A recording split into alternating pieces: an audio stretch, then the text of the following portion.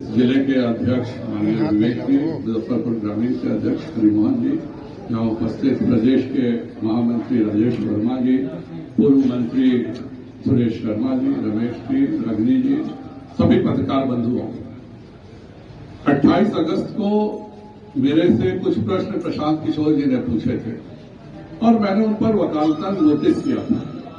कल रात को उनके वकालतन नोटिस का जवाब मुझको मिला है। आज पहली बार मैं देख रहा हूं कि जो इल्जाम लगा रहा वो कहता है कि सबूत आप दीजिए कि आप गलत हैं कि नहीं गलत हैं, और इसीलिए आज मेरा आप लोगों ने सोशल मीडिया का पोस्ट देखा होगा तो मैंने भी उनसे कहा कि भाई आप भी जरा आपका जन्म में जो विवाद हुआ था उस पर आप भी सफाई दीजिए, क्योंकि सफाई देने की जिम्मेवारी तो जिस पर इल्जाम लगता है उसकी है। और मेरे को यह बोलने का एक विशेष कारण भी था, क्योंकि मैं जन्म के बारे में तो प्रशांत किशोर जी के बारे में सही नहीं जानता हूं, पर प्रशांत किशोर जी का राजनैतिक जन्म के बारे में वह बहुत अच्छे से जानता हूं। हम सनातन संस्कृति में श्रीदेव के कृपा से इस जीवन का पालन करते हैं, ब्रह्मा विष्णु महेश जी के कृपा से। प्रशांत किशोर का राजनीतिक जीवन शुरू होता है भ्रष्टाचार, धोखा और झूठ से। और लालू यादव जी जैसा भ्रष्टाचारी व्यक्ति, जेल गया हुआ व्यक्ति भी अपना जीवन शुरू किया था एक छात्र नेता के रूप में। बाद में जब सत्ता आई तब भ्रष्टाचारी बना। प्रशांत किशोर जी अपनी शुरुआत ही झूठ, धोखा और फरेब से किया उन्होंने। आप सब पत्रकार हैं, आप सब मीडिया के हैं। जब प्रशांत किशोर ने अपना राजनीति में उतरने का निर्णय लिया तो एक पहला प्रेस कॉन्फ्रेंस किया और प्रेस कॉन्फ्रेंस में उसने कहा कि मैं घूमूंगा, पहले लोगों से बात करूंगा, पदयात्रा करूंगा गांधी जी के आश्रम से, और अगर लोगों को उचित लगेगा तो मैं एक राजनीतिक पार्टी बनाऊंगा। भितियारवा आश्रम का भी वीडियो क्लिप मेरे पास है 2 अक्टूबर 2022 का, जिसमें उन्होंने भी यही कहा कि मैं पहले पदयात्रा करके घूमूंगा और सब लोगों को पसंद आएगी तो मैं राजनीतिक पार्टी बनाऊंगा। और 2 साल बाद 2 अक्टूबर 2024 को उन्होंने एक सभा की। सभा में सबसे पूछा कि जन स्वराज नाम ठीक है ना? सबने कहा कि हाँ ठीक है। तो कहा कि ठीक है, मैं राजनीतिक पार्टी बनाने की घोषणा करता हूं। अब जब 2 अक्टूबर 2022 को जब वो यह सबसे पूछ रहे थे कि मैं पहले पदयात्रा करूंगा तब राजनीतिक पार्टी बनाऊंगा, उसके पहले ही उन्होंने 9 अगस्त 2022 को राजनीतिक पार्टी भी एक बना ली थी। तो जब आप 9 अगस्त को ये अखबार में उनका एडवर्टाइजमेंट है जन स्वराज पार्टी का, और जानबूझ के कि बिहार के लोगों को पता नहीं चले, बिहार के लोगों को मैं मूर्ख बना सकूं, इसीलिए पार्टी बिहार में है, लेकिन पार्टी का गठन हो रहा है। यह छपता है द सिख टाइम्स में 8 अगस्त को और छपता है कौमी पत्रिका में 9 अगस्त को दिल्ली में। तो पहला तो झूठ उन्होंने यह बोला कि वह राजनीतिक पार्टी घूमने के बाद बनाएंगे, और जन स्वराज पार्टी की स्थापना उन्होंने घूमने से पहले ही कर दी। यह 26 अगस्त का वेबसाइट है जिसमें इलेक्शन कमीशन ऑफ इंडिया कहता है कि भाई ये पार्टियों का गठन हो रहा है 26 अगस्त 2022। फिर मैं बोल रहा हूं, और आप सब गवाह है कि 24 में वो कहे कि हम पार्टी बना रहे हैं। तो वो कहता है कि अगर इसमें किसी को ऐतराज है तो वह बोल सकता है इसमें 4 नंबर पर जन स्वराज पार्टी है। तो जिस व्यक्ति ने अपने पार्टी का जन्म ही झूठ, धोखा और फरेब से किया हो, तो वह आदमी कितना बड़ा धोखेबाज है। बिहार की जनता को किस तरह से वह पहले दिन से चुनाव उतरने, राजनीति में उतरने से पहले दिन से ही धोखा देने का काम कर रहा है। तो मेरा प्रशांत किशोर से पहला प्रश्न है कि इस एडवर्टीजमेंट में जो इनके अध्यक्ष हैं शरद कुमार मिश्रा, महासचिव हैं विजय साहू, कोषाध्यक्ष हैं अजीत सिंह, ये लोग कौन हैं? आप बताओ भाई। 2022 में इन्होंने जन स्वराज पार्टी की स्थापना की, तो फाउंडर तुम कैसे हो गए? और इतना ही नहीं है, उस समय भी देखिए इसका पता क्या लिखा हुआ है, स्वीट नंबर 2 पहली मंजिल दक्षिणेश्वर बिल्डिंग 10 हेली रोड नई दिल्ली। तो जब आप इसी पते पर 2022 में पार्टी स्टैब्लिश कर लिए थे तो 2024 में किसको बेवकूफ बन रहा है? प्रश्नों को 5 गारंटी देते तो मेरे भी 5 प्रश्न है। पहला प्रश्न तो यह है कि 2022 में जिस पार्टी का गठन हो गया, आपके मर्जी से गठन हुआ, क्योंकि एड्रेस अभी भी चेंज नहीं है, आज भी जन स्वराज पार्टी का प्रधान कार्यालय यही लिखा हुआ है।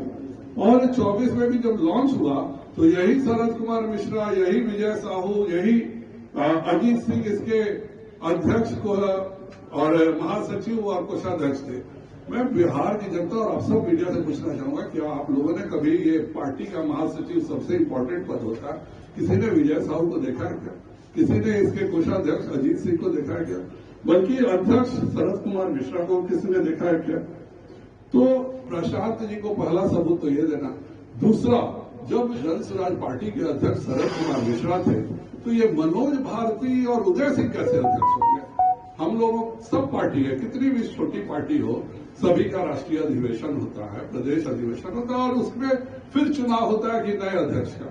यह कौन सा पार्टी है जिसका कभी राष्ट्रीय अधिवेशन नहीं हुआ? किसी को नहीं मालूम है कि शरद कुमार मिश्रा कब हटे और पप्पू सिंह और मनोज भारती के अध्यक्ष कैसे हो गए। यह भी बिहार की पार्टी है, आप सब गवाह है। कभी आप लोगों ने किसी अखबार में सुना क्या कि शरद मिश्रा को हटा करके जन स्वराज पार्टी ने अब उदय सिंह को बना अचानक घोषित कर दिया जाता है? और इसका एक ही कारण है कि कल अगर जन स्वराज पार्टी में कोई घोटाला होता है तो प्रशांत किशोर तो कहीं फंसेंगे नहीं, फंसेंगे बेचारे उदय सिंह जी, मनोज भारती जी, क्योंकि अध्यक्ष तो वह हैं।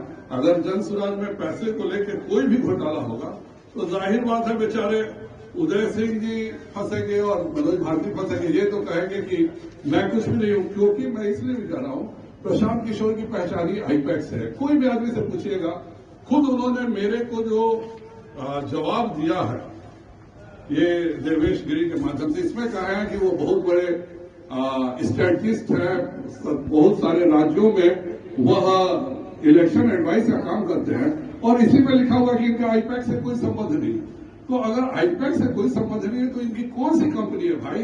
जब ये पॉलिटिकल स्ट्रेटजिस्ट है, आईपैक से संबंध नहीं है, तो देश को बताएं, बिहार की जनता को बताएं कि कौन सी कंपनी है। तो क्या ये कोई फर्जी कंपनी चलाते हैं? क्योंकि उसकी कंपनी का नाम तो हम आज तक आईपैक जानते थे, पूरा देश ही जानता। और इन्होंने खुद अपने वकालतन नोटिस के माध्यम से कहा है कि ऐसी किसी कंपनी में ये काम नहीं है। तीसरा प्रश्न है, आप चले हैं बिहार में अच्छा काम करेंगे, तो ये बताइए कि ये गुलाटी बीज इस तरह के लोग चंदा क्यों दे रहे हैं भाई जन स्वराज को? इनका बिहार से क्या मतलब है?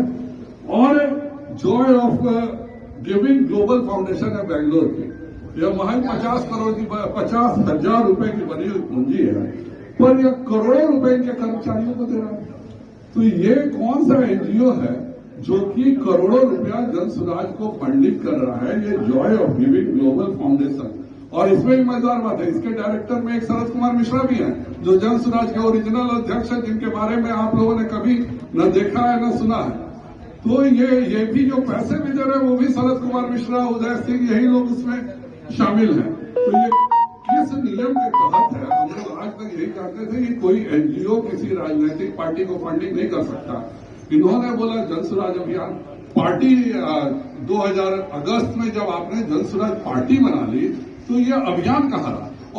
और कहते हैं कि ये एनजीओ के माध्यम से है। जितना इन्होंने जन स्वराज का रिटर्न भरा है वो 1 दिन का इनका खर्चा है, और इनको जो पैसे मिलते हैं 364 दिन के ये एनजीओ के माध्यम से मिलते हैं। और अगर एनजीओ का आप रिसर्च कीजिएगा तो इसमें सबसे ज्यादा तेलंगाना के ठेकेदार हैं, शराब के लोग हैं। तो ये शराब माफिया और तेलंगाना के ठेकेदार, क्या आपने ईस्ट इंडिया कंपनी खोली है क्या कि बिहार को हम बाद में बेचेंगे, इसीलिए तेलंगाना के ठेकेदार आपके ऊपर करोड़ों रुपए लगा रहे हैं? इसका भी जवाब प्रशांत किशोर जी को देना चाहिए, क्योंकि हमने देखा है कितनी बार उनका इंटरव्यू, हर पत्रकार पूछता है कि आपका पैसे का सोर्स क्या है, तो कहते हैं इससे कम है, उससे ज्यादा है, ऐसे है, वैसे है। मैं तो सैकड़ों का, अरे भाई एक पत्रकार सीधा प्रश्न पूछ रहा है कि बताइए आपका पैसा का सोर्स क्या है? आप करोड़ों रुपए रोज खर्च कर रहे हैं, कहां से पैसा आया? बताने में क्या दिक्कत है? इसलिए दिक्कत है क्योंकि आप एनजीओ के पैसा से आप पार्टी को खर्च कर रहे हैं। और इसीलिए जब भी कोई पत्रकार पूछता है तो आप जवाब देते हैं। और ये शराब की कंपनियों से आपको दिलचस्पी क्यों है? माननीय नीतीश कुमार जी ने 20 साल में इस बिहार के प्रत्येक बच्चे को स्कूल में पहुंचाया। क्या आप बदलाव के नाम पर यही चाहते हैं कि इन लोगों को, बच्चों को ऑनलाइन गेमिंग और शराब के आप भरोसे करेंगे? क्योंकि एनरिका प्राइवेट लिमिटेड ये कंपनी कौन सी है उनको यह भी बताना चाहिए, क्योंकि ये एनरिका कंपनी जो है ये इसके तीनों डायरेक्टर शराब के व्यवसायी हैं और ये तीनों डायरेक्टर करोड़ों रुपए का चंदा माननीय प्रशांत किशोर को देते हैं। तो क्या मेरा चौथा प्रश्न है कि या क्या यही कारण है कि आप खुल के बोलते हैं कि बस मैं जिस दिन सत्ता में आया 1 घंटे में शराबबंदी को खत्म कर दूंगा, जिससे कि एनरिका कंपनी को आप लाभ पहुंचा सकें, एनरिका प्राइवेट लिमिटेड कंपनी को? क्योंकि शराब उद्योगपतियों से जब आप चंदा लेंगे तो जाहिर बात है शराब कंपनियों को आपको अप्लाइज करना पड़ेगा। आप कहते हैं कि शराबबंदी सक्सेसफुल नहीं है इसलिए मैं खत्म कर दूंगा, कल को कहेंगे कि बिहार में अभी भी हत्याएं हो रही है, बलात्कार हो रहा है, तो मैं इस कानून को खत्म कर दूंगा, खाली मेरे को जनस्वराज में चंदा दो। तो क्या इस हिसाब से बिहार चलाना चाहते हैं? और पांचवा जो मेरा आखिरी प्रश्न, वह यह स्वयं कहते हैं, ये भी उन्हीं का है, मेरा नहीं कुछ कहा हुआ, कि अगर मैं 10 सीटें जीतूंगा तो मैं पार्टी को खत्म कर दूंगा। तो कहीं ऐसा तो नहीं है कि आप लालू यादव जी के एजेंट बनकर इलेक्शन मैनेजमेंट कर रहे हैं? ऐसा तो कहीं नहीं है, क्योंकि आपको जितना भी पैसा आ रहा है सब तेलंगाना से आ रहा है और तमिलनाडु से आ रहा है, और दोनों जगह इंडी गठबंधन का शासन है। तो कहीं ऐसा तो नहीं है कि कांग्रेस पार्टी अपने इलाकों से, तेलंगाना में कांग्रेस का शासन है और तमिलनाडु में डीएमके का शासन है, तो कहीं ऐसा तो नहीं है कि कांग्रेस और आप लोग मिलकर के, इसका जवाब उनको देना चाहिए कि आप लोगों ने मिलकर एक साजिश रची है। लालू यादव 20 साल से कोशिश कर रहे हैं नीतीश कुमार को बिहार में हराने के लिए, कभी सफल नहीं हो पा रहे। तो इस बार उन्होंने, चूंकि mister Prashant Kishor master strategist है, तो क्या यह उनकी स्ट्रेटजी का हिस्सा है कि बिहार में अगर नीतीश कुमार जी को हराना है तो मैं एक नया दल बनाता हूं, उस नए दल को मैं एनडीए का वोट काटने का काम करूंगा, जिससे कि लालू यादव जीत जाए। और मैं तो पहले ही घोषणा कर रहा हूं कि 10 सीट या 25 सीट जीतूंगा तो मैं छोड़ के चला जाऊंगा। तो छोड़ के चला जाऊंगा इसका मतलब वो सीट जीता, अगर कोई सीट उनका जीतता भी है तो वो महागठबंधन को, वो विधायकों को देकर चले जाएगा। उनका तो जो पॉलिटिकल स्ट्रेटजिस्ट का काम है वह तो उनका पूरा हो गया, क्योंकि उन्होंने एक और घोषणा की थी कि महागठबंधन बोल रहा है तो जहां उसके मुस्लिम उम्मीदवार होंगे वहां पर मैं अपने उम्मीदवार मुस्लिम नहीं दूंगा। तो किशनगंज, ठाकुरगंज जैसे क्षेत्रों में भी अगर आप हिंदू उम्मीदवार देंगे, क्योंकि महागठबंधन मुस्लिम उम्मीदवार दे रहा है, तो क्या यह अपने आप में बताने के लिए सबूत काफी नहीं है कि आप महागठबंधन के डमी उम्मीदवार के रूप में आप भी जानबूझ के तेजस्वी यादव को कटघरा में करते हैं, जिससे कि तेजस्वी यादव के विरुद्ध जो वोट है उसमें से मेजर हिस्सा काट के लालू यादव जी और तेजस्वी यादव जी के जीत, महागठबंधन की जीत का रास्ता प्रशस्त कर सके, इसके बारे में भी इनको जवाब देना चाहिए। और अंत में मैं अगर इस तरह के लोगों से सावधान रहें। ये लोग एक साजिश पूरी रच रहे हैं और मैं इसमें क्या बुराई है भाई, आप अच्छे आदमी हैं। तो आप, मैं सभी बिहार के बुद्धिजीवियों से अपील करता हूं कि जब भी आपका सम्मेलन या बुलाए जरूर पूछिए पहला कि जनस्वराज की फंडिंग कौन करता है, यह पैसा कहां से आता है, और क्या यह महज केवल राजनीति, चूंकि आप ठेकेदार से पैसे ले रहे हैं तेलंगाना के, चूंकि आप शराब कंपनियों से पैसे ले रहे हैं। एनरिका कंपनी हर कोई जानता है कि यूबी ब्रूवरीज जो विजय माल्या की कंपनी थी, कहीं ना कहीं उसका एनसीएलटी में इन दोनों का आपस में मिली भगत है।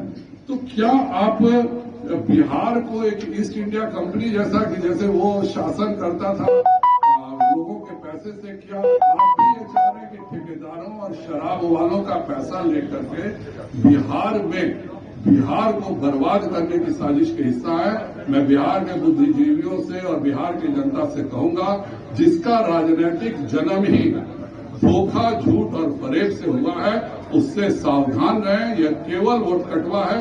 इसका एक ही आने का कारण है कि किसी तरह एनडीए गठबंधन का वोट कटे, जिससे वह महागठबंधन को जिता सके। बहुत बहुत धन्यवाद।